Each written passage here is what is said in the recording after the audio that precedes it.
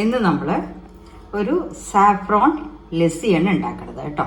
അപ്പോൾ അതിന് കുറച്ച് സാഫ്രോൺ എടുത്തിട്ടുണ്ട്, ഏലക്ക, ചെറുനാരങ്ങ നീര്, പഞ്ചസാര, നല്ല പുളി, ഏകദേശം സാധാരണ പുളിയുള്ള തൈരും എടുത്തിട്ടുണ്ട്. എന്ന് വെച്ചാൽ അതിനനുസരിച്ചിട്ട് മധുരം വേണം, പിന്നെ ചെറുനാരങ്ങയുടെ ഫ്ലേവറും വേണം കേട്ടോ. അതിനാണ് ഇളം പുളിപ്പ് തൈരായാലും കുഴപ്പമില്ല, അത് ഓരോരുത്തരുടെ ഇഷ്ടംമാതിരി പുളിക്കനുസരിച്ച് എടുക്കാം. അപ്പോൾ ഇനി ഇത് എന്തൊക്കെയാണ് ചെയ്യേണ്ടതെന്ന് കാണിച്ചു തരാം. ഇപ്പം ഞാൻ ഒരു പകുതി ചെറുനാരങ്ങയുടെ നീരെടുത്തിട്ടുണ്ട് കേട്ടോ. പകുതി ഞാൻ ഒന്ന് കട്ട് ചെയ്തില്ല, പകുതി എടുത്ത് വെച്ച് പകുതി ചെറുനാരങ്ങയുടെ നീര് എടുത്തിട്ടുള്ളൂ. പുളിപ്പനുസരിച്ച് നമുക്ക് വേണമെങ്കിൽ ആഡ് ചെയ്യാം. പിന്നെ നമ്മൾ ഏലക്കയുടെ തോല് കളഞ്ഞിട്ട് ഒരു ഗ്ലാസ് നമ്മൾ ലസ്സി ഉണ്ടാക്കുകയാണെങ്കിൽ ഒരു ഏലക്ക അങ്ങനെ കണക്ക് വെച്ചാൽ മതി. അതിനനുസരിച്ച് പഞ്ചസാരയും കൂടെ, ഏലക്കയുടെ ഉള്ളിലുള്ള വിത്തും ഇതും കൂടിയിട്ട്, ആ തോല് കളഞ്ഞതും പഞ്ചസാരയും കൂടെ ഒന്ന് മിക്സിയിൽ പൊടിച്ചെടുക്കണം. അപ്പോൾ വേഗം പൊടിയാൻ പറ്റും. പിന്നെ നമുക്ക് എല്ലാം കൂടെ മിക്സിയിലിട്ട് ആഡ് ചെയ്യേ വേണ്ടു കേട്ടോ. ഞാനിപ്പോൾ 6 ഏലക്ക 2 സ്പൂൺ പഞ്ചസാര ഇട്ട് പൊടിച്ചെടുത്ത് വെച്ചതാണ് കേട്ടോ.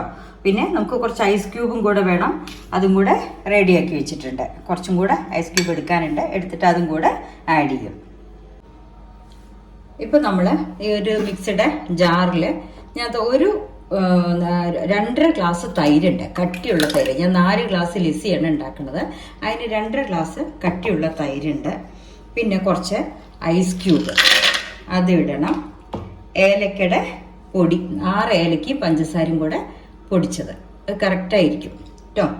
പിന്നെന്താണെന്ന് വെച്ചാൽ ചെറുനാരങ്ങ നീരും കുറച്ച് ആ ഫ്ലേവറിന് വേണ്ടിയിട്ടാണ് ചെറുനാരങ്ങ നീര് വയ്ക്കുന്നത്. ഇനി നമ്മൾ മധുരം വേണം കേട്ടോ. ലസ്സി പറയുമ്പോൾ നല്ല മധുരമായിരിക്കുമോ, അതിൽ നമ്മുടെ ടേസ്റ്റ് അനുസരിച്ചിട്ട് ഞാൻ 4 ഗ്ലാസ് ലസ്സിക്ക് 4 കയ്യിൽ പഞ്ചസാര ഇടുന്നുണ്ട്. ഇനി കുറച്ച് ഇതൊന്ന് നന്നായിട്ട് മിക്സിയിൽ അടിച്ചെടുക്കാം. മിക്സിയിൽ ഇങ്ങനെ കുറച്ച് ഞാൻ അടിച്ചെടുത്തിട്ടുണ്ട്. ഇനി അടിച്ച ശേഷം നമുക്ക് വേണമെങ്കിൽ അതിൽ പുളിപ്പോ മധുരമോ വേണമെങ്കിൽ ആഡ് ചെയ്യാം കേട്ടോ. കുറച്ച് വെള്ളം വേണ്ട, ഇത്ര മതി, ഐസ് ക്യൂബ് ഇട്ടാൽ മതി. അത് നന്നായിട്ട് ആഡ് ചെയ്യാം കേട്ടോ. നമുക്ക് മധുരം പോരെങ്കിൽ അപ്പം ആഡ് ചെയ്യാം, ഒന്ന് ടേസ്റ്റ് ചെയ്തിട്ട് ആഡ് ചെയ്യാം. ഇനി നമുക്കതിൽ കുറച്ച് സാഫ്രോൺ ഇട്ടിട്ട് ഒന്നുകൂടെ മിക്സിയിൽ നന്നായിട്ട് ബീറ്റ് ചെയ്തെടുക്കാം. അങ്ങനെ നമ്മുടെ സാഫ്രോൺ ലസ്സി നല്ല ടേസ്റ്റി ആയിട്ട് വന്നിട്ടുണ്ട്. അപ്പോൾ എല്ലാവരും ഇതുമാതിരി ഉണ്ടാക്കി നോക്കൂ കേട്ടോ. നല്ല ടേസ്റ്റാണ്, ഹെൽത്തി ഫുഡാണ് കേട്ടോ.